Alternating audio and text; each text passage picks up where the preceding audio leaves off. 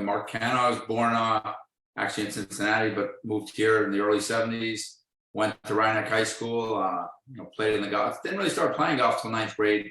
Took a liking to it right away. That was like early 80s. It wasn't as popular as it is now, but got into it. Went off the high school team, made it. Rye Neck was a very small school, so it wasn't that tough to make it. But improved a lot by junior and senior year. I was in the low 40s. Then didn't play as much at college. I went away to Boston College. Then joined Metropolis Country Club in White Plains in the early 90s and been there ever since, 30 years. And then played, very avid golfer, 25, 35, 40 rounds a year. And then the coaching came about in the early 2000s, like 2004 or 5. I saw the Rye Neck team had been, doing very poorly. So, I volunteered, just helped out with the team for 2 or 3 years. Then I met Rye Golf Club, Hampshire, the driving range. And then 2006, the head coach became the principal of the middle school, and they asked, hey, would you want to take over? Thought I would do it for a couple years, and 16 years later, I'm still coaching there. So it's been a real fun experience, and had some great players over the years, college players, and just real fun experiences and beautiful courses. So it's been great. That's great. Yeah. How would you say you consume golf content these days? Like you watch them on TV, you go golf tournaments, you read anything? Good mix. I'm one of the rare guys that still gets magazines. I still get the Golf Digest in the mail. I'm not a big online guy, so more reading the local papers for local information. USA Today for the PGA stuff, and then Golf Digest. And I watch a lot. I certainly watch all the majors. A good amount of it's usually just Sundays for the week-to-week tournaments, but the majors pretty much every round. And I go whenever it's close. I've been to several U.S. Opens. Wingfoot, Shinnecock, Bethpage. I went to Pebble Beach, the famous year of Tiger, 2000. So I've probably been to 10 to 12 U.S. Opens. Went to the Masters once, the famous one with Fowler came back and beat Greg Norman in 1996. So that's a great event. So yeah, I go whenever it's close, and a few I've traveled before. But yeah, really huge avid fan, playing, watching, everything. All right. Okay. So this is all about generational things, right? I saw like a gap in the media and like younger people being represented. I'm trying to put that out there, trying to show members of the community, like give them contrasting perspectives about like topics that are important in the golf community today. So I'm going to give my perspective about the pre-post Tiger thing. Going to give you a little thing, and I'm going to give you a pretty open floor for whatever you want to jump off of from what I say. All right. So obviously I was really young in the Tiger era. I wasn't really a golfing person, and I've really grown up watching more the people who tried to emulate Tiger than actually Tiger, right? I see their admiration, and I obviously see the famous clips of Tiger at Augusta or Torrey, but I wasn't there, right? I didn't watch the tournaments or see everything that was going on. I didn't know who his rivals were, and like prime Tiger is like this mysterious figure in the media, right? He's had this like huge effect, but I never really understood what that effect is. Obviously, he's done so much for the game, but like, how did that come about?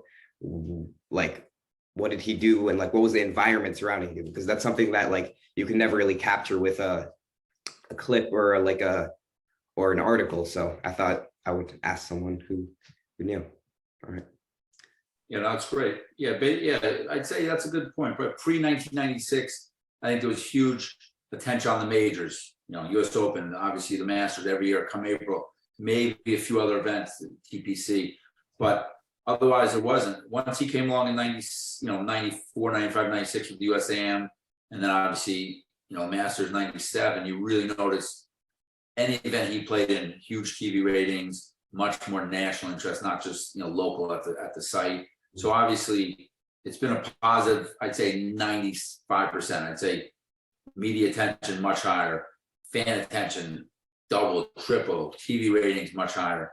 The money he's brought to the game has been amazing. I mean, the average purses back then were, the winner would get 400,000, 500,000. Now it's 1.5, 1.8. It's crazy. So not just him. I mean, other players, obviously Mickelson. There's been some other hugely McIlroy now, but Tiger was really got a jump start with the TV rights and obviously the ratings. The negative I could see, the only slight negative, he brought so many new people to the game which is great on the country club level, fill in the clubs and the public courses, but on the pro level, it's made it so much harder for these guys to make a living. The 125th golfer now, as you know, it's so hard to make that top 125, to make the tour, to make the Corn Ferry Tour. 30 years ago, 1990s, 1980s, 40 years ago, there was thousands of good golfers. Now there's tens of thousands. So I think that interest in golf was great, and it, like I said, great for the boom in public courses and country clubs. But I think it did have I'm not saying a negative effect. It just made the competition so tough that it is tougher, way tougher to make any of the tours now. Yep. But so just some quick questions about Tiger. Like, what is your favorite memory of Tiger? Do you have like something that stands out in your mind, or? Yeah, I'm honestly, I'm going to be honest. I didn't usually root for him. I was more of a Mickelson guy. Yeah. I knew he was great for the game, but kind of tough on the course. Like, if he had a good round, he was very obviously in an amazing mood. Great. Those tough days, he was tough on the media. Not the greatest interview. So I'm honest, I didn't root for him a lot. But any of those famous ones, the '97 Masters obviously was incredible. The most recent one with his son there at the end, and some great ones where he won, hugging his parents at the end. I was at, like I said, 2000 Pebble Beach, in impossible conditions. Guys were shooting 80, 78, and he won by 15. I think he was 12 under, second place was 3 over. I mean, that was just, to see that golf, that was like by far the best. I think by far the best golf I ever played, because the course was unplayable when he was 12 under, and it was incredible. So that's probably my biggest memory, because I was there. Yeah, the 2000 US Open. All right, just going a little bit off that, like, so you said that like you didn't really root for him, but like obviously now you see everyone's a Tiger fan, everyone wants to see him succeed. Like, did everyone wanted to see him succeed like earlier in his career? Like, when you think? Yeah, I'd say that's a good question. I'd say at the start, yes. So 97, 98, 99, 95%, it's never 100%. Then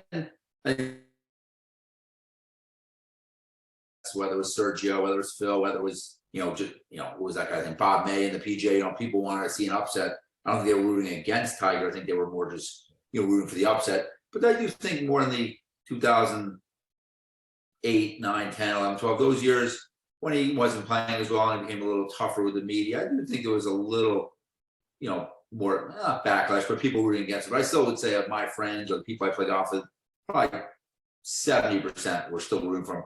And then when he had obviously all the things go wrong in his life and made that comeback, then it did seem like it was more like 90, back to 90 or 95%. So I think it was high at the start and extremely high now. In the middle of his career, he was still the most popular player, but I think he was also, a little polarized. Definitely some people like to root against him.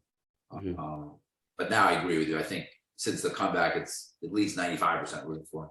Yeah. Okay. And going off the comeback, like all these things surrounded Tiger's career, like off the course. Like, do you think still with that, you think he's still a good role model for kids today to look up to him?